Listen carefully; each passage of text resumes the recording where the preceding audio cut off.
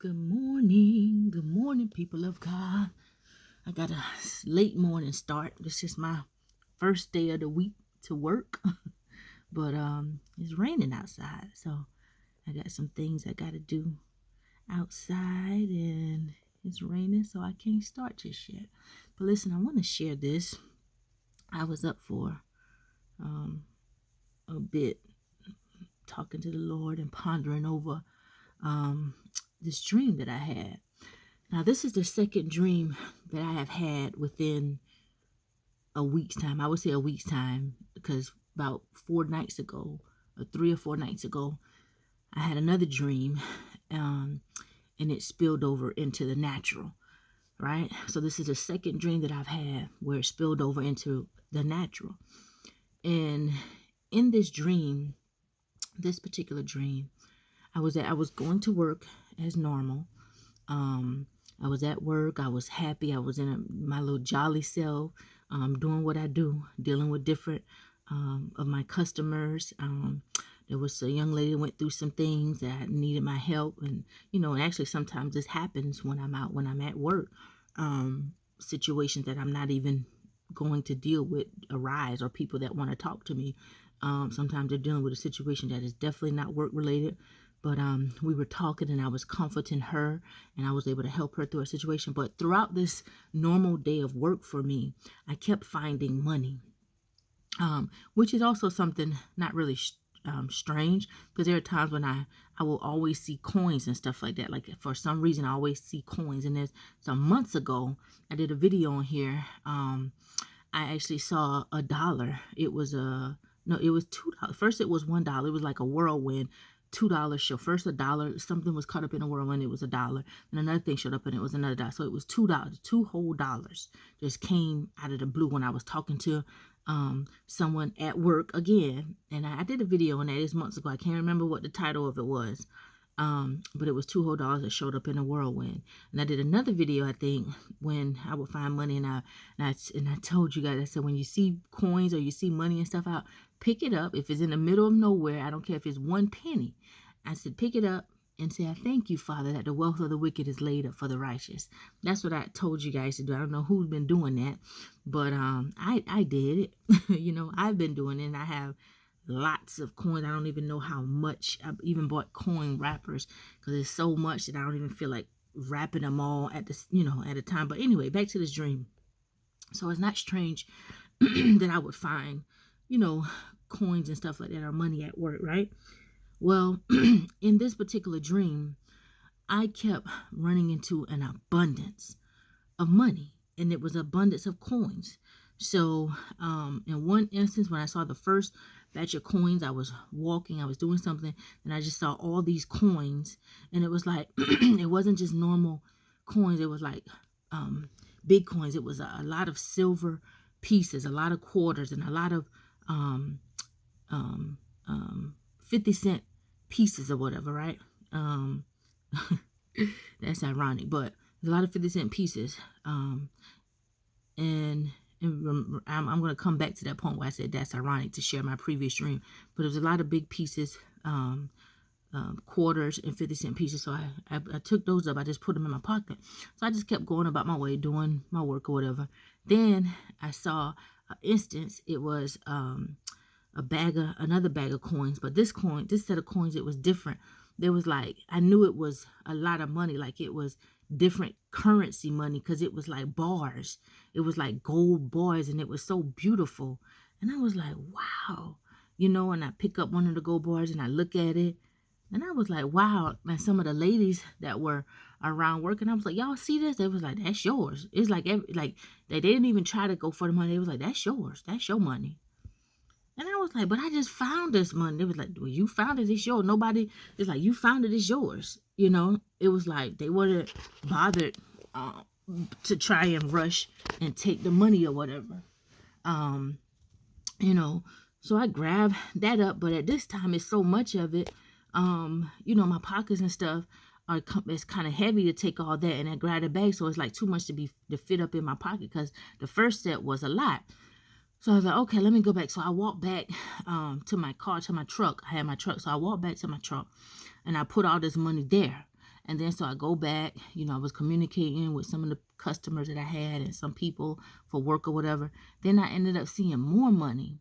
And this set of money, it was like, it was different too. It was still change and stuff, but it was like I saw a lot of dollars. So I saw a lot of gold dollars.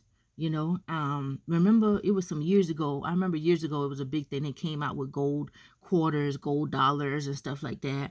And I still kept some of those things as souvenirs or whatever, because you don't really see them anymore.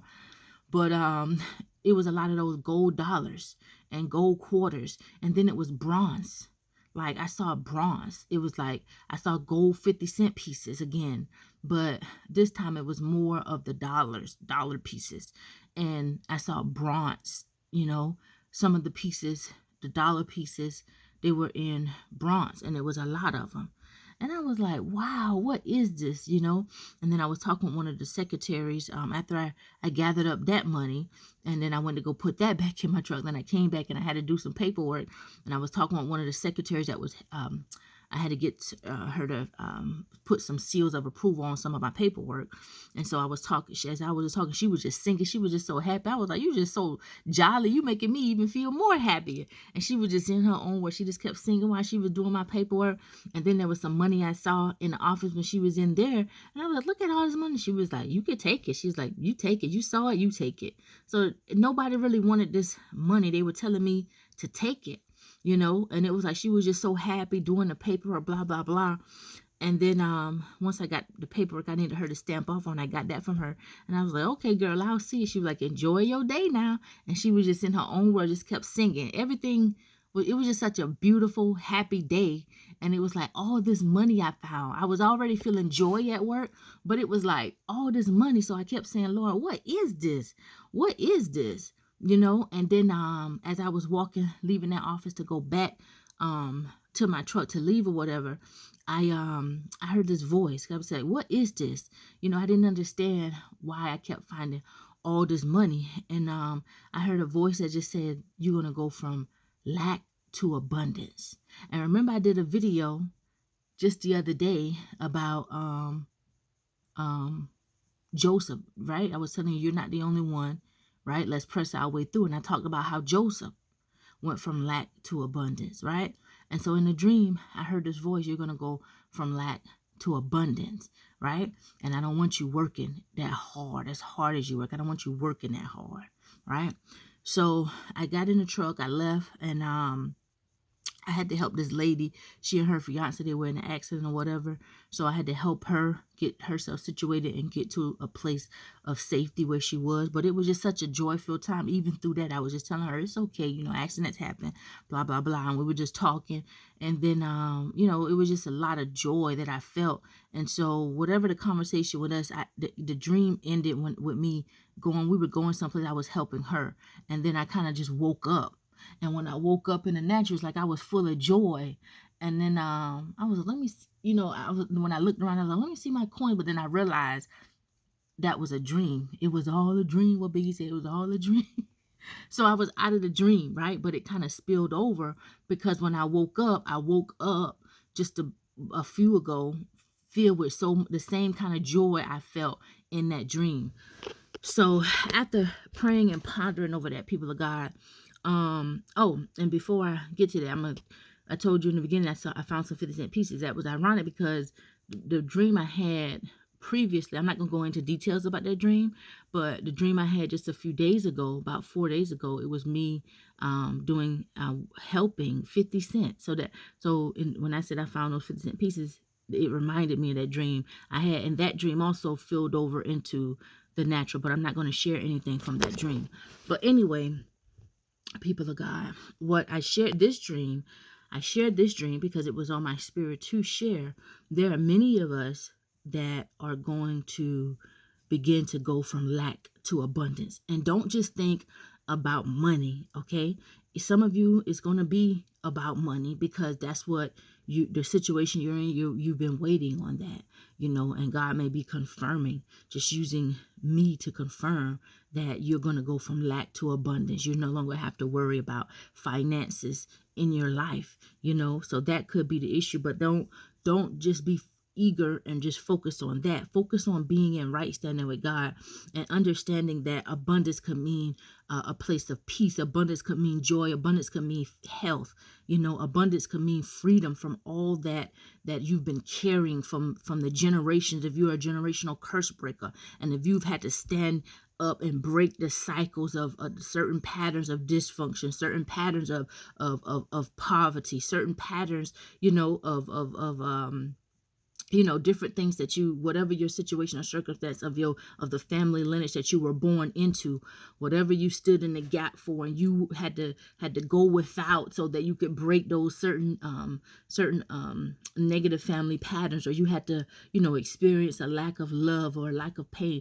I believe this is all coming to a place of completion, where it's you're going to see rewards. You're going to see yourself being rewarded soon. So it's like, I almost feel like saying, well done.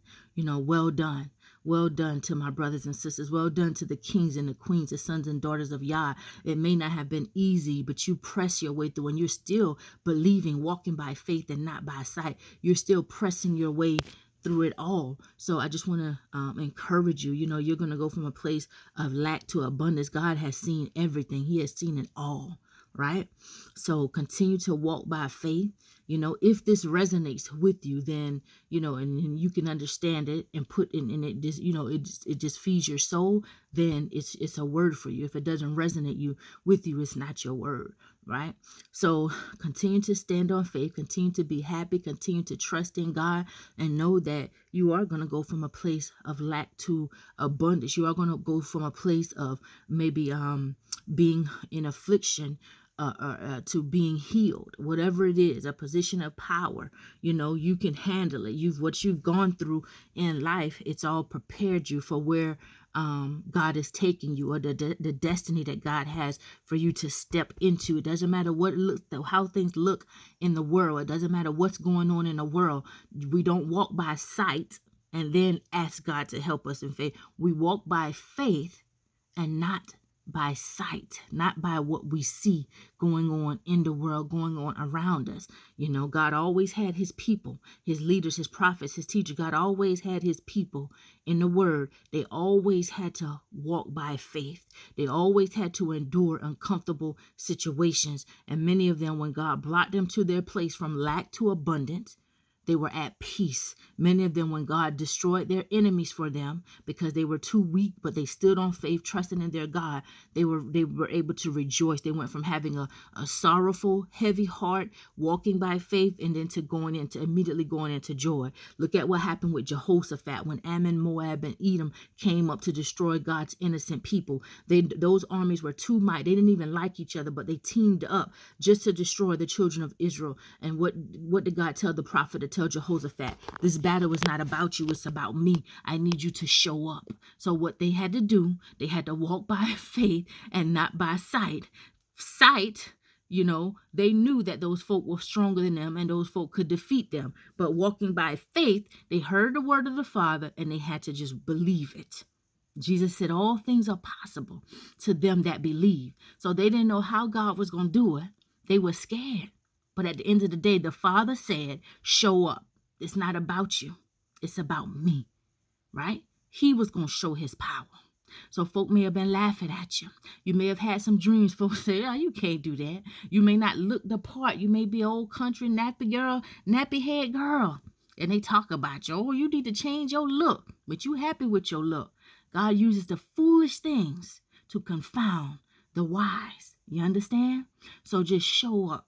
Continue to walk by faith and not by sight. What is faith? Hebrews 11:1. Now faith is the substance of things hoped for, the evidence of things not seen. You're going to go from lack to abundance. Have a blessed day, people of God. I love you.